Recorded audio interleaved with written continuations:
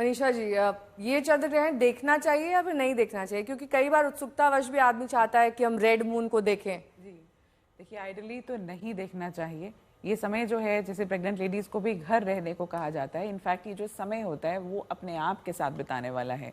Naked eye से कभी भी कोई भी ग्रहण हो तो अवॉइड करना चाहिए कि देखना, इसमें कोई ऐसी खास चीज़ नहीं है कि जिसे देखने से हमें कुछ गेन हो रहा हो। बट कहीं ना कहीं ये जो उत्सुकता जो पैदा होती है ना, वो घर में ज़रूर कले कलेश का कारण बन सकता है, क्योंकि घर के बड़े हमेशा आपको मना करेंगे कि ग्रहण का समय आपको जो है वो ग्रहण को नहीं, चंद्रमा का जो है वो अवॉइड कीजिए कि देखा जाए।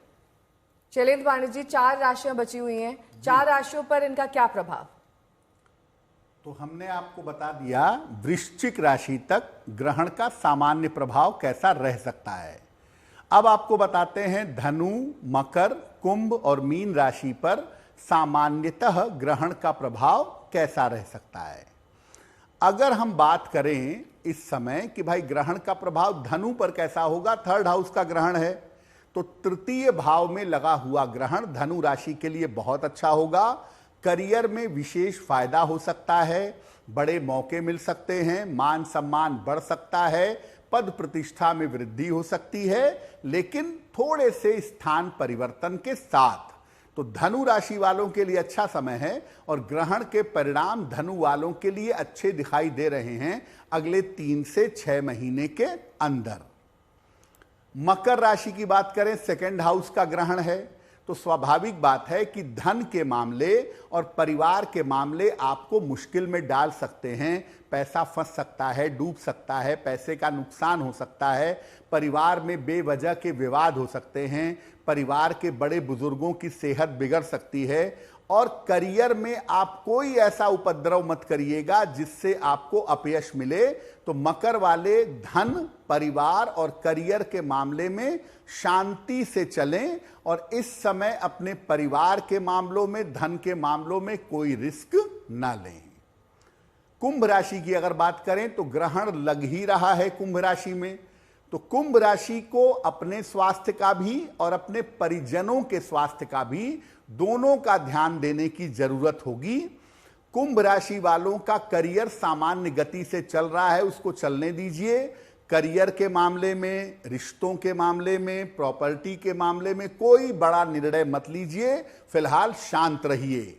और कुंभ राशि वालों के लिए एक फायदा हो सकता है कि भाई राहु चंद्रमा का इंपैक्ट आ गया, तो चंद्र राहु जो है ना वो कभी कभी स्पिरिचुअल टेम्परामेंट भी पैदा करते हैं, तो आध्यात्मिक फायदा कुंभ वालों को हो सकता है, लेकिन भौतिक रूप से मुश्किल है, सेहत को लेकर बहुत मुश्किल हो सकती है। और कुंभ वाले इस समय कोई भी जोश में आके कदम नहीं उठाएंगे।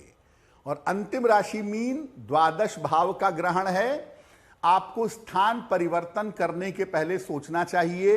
कर्ज लेने जा रहे हैं, सोच समझ के लीजिए।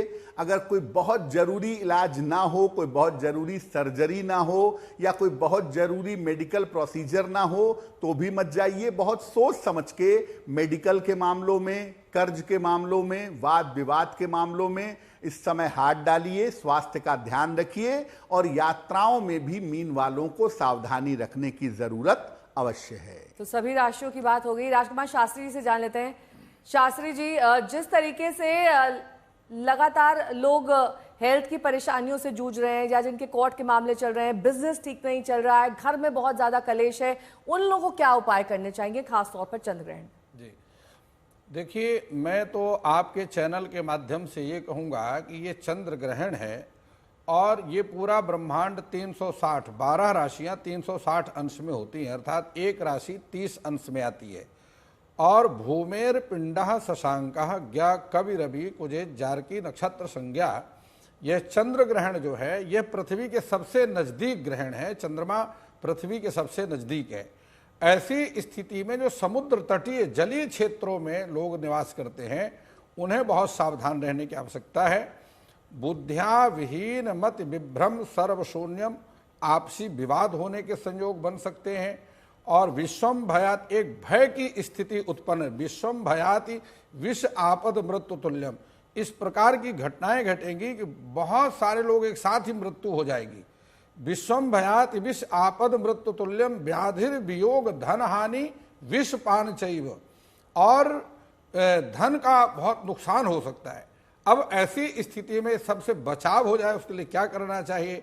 उसके लिए भगवान शंकर का रुद्राभिषेक सबसे महत्वपूर्ण है।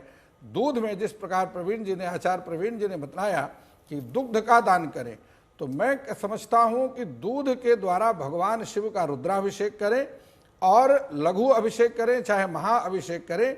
दूध के माध्यम से श्रृंगी में दुग्ध डाल करके और रुद्र सूक्त के द्वारा यदि आप रुद्राभिषेक करते हैं तो निश्चित रूप से भगवान शंकर जो है भाव्यु मेट सकह त्रिपुरारी, जो कन्या तप करे तुम्हारी भाव्यु मेट सकह त्रिपुरारी, होने वाली किसी भी दुर्घटना को भगवान शिव ही रोक सकते हैं। तो भगवान शिव उनकी मदद करेंगे, उनकी रक्षा करेंगे।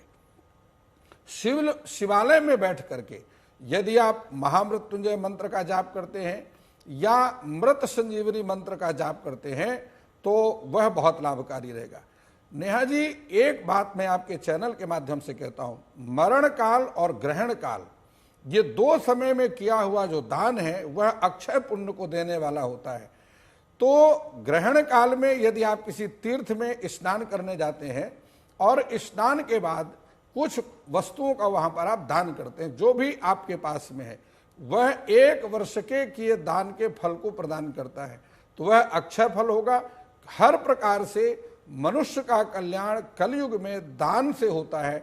जितना आपकी सामर्थ्य है, शक्ति है, उतना दान करें और आपका कल्याण निश्चित रूप से होगा।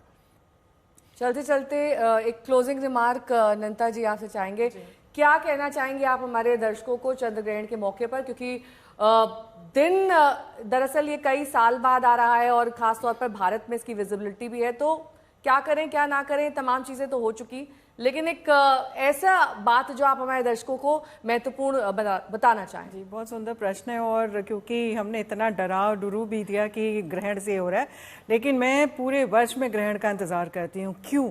क्योंकि इस ग्रहण के दौरान यंत्र मंत्र तंत्र, आप कुछ भी साधना चाहें, इतनी ज़बरदस्त तरीके से आपका वो चीज़ सधती है। यानी कि अगर आप किसी भी ईश्वर पे आप बिलीव करते हैं, आप उनका मानसिक जाप करें, माला की भी ज़रूरत है। बस जैसे अगर आपने भगवान राम का अगर स्मरण करना है तो एक राम या तो नाम लिखते जाएं उनका, या फिर नमः शिवाय का जप करते जाएं, या ओम हनुमते नमः का जप करते जाएं। राहु के मंत्र का ओम भ्राम ब्रह्म स राहवे नमः शांति मंत्र का जप करें, वो बहुत अच्छा रहेगा। और गुरु का शांति मंत्र भी ओम ग्राम ग्रीम ग्रौम स गुरुवे नमः, क्योंकि पूर्वा भाद्रपद और शतभिषा नक्षत्र पे ग्रहण पड़ रहा है। ये छोटे छोटे उपाय, क्योंकि ग्रहण के टाइम पे किए हुए ये उपाय और ये जाप आपको इतने पावरफुल तरीके से सिद्ध करते हैं कि आपकी समस्याएं जो भी जीवन में रहेंगी वो हट जाती हैं। तुलसी का पात्र हर जगह रखें, जहाँ पे भी खाने पीने का सामान है वहाँ पे रखें। और अगर महिलाएं हैं जैसे गर्भवती हैं तो उनके पास भी अगर कुशा घास या तुलसी पात्र रख देंगे तो अच्छा रहेगा। और ग्रहण के पश्चात पूरे घर पे जल से तुलसी पात्र के साथ अगर जल छिड़काव करेंगे तो जो नकारात्मक ऊर्जाएं हैं राहु की वजह से वो भी हट जाती हैं।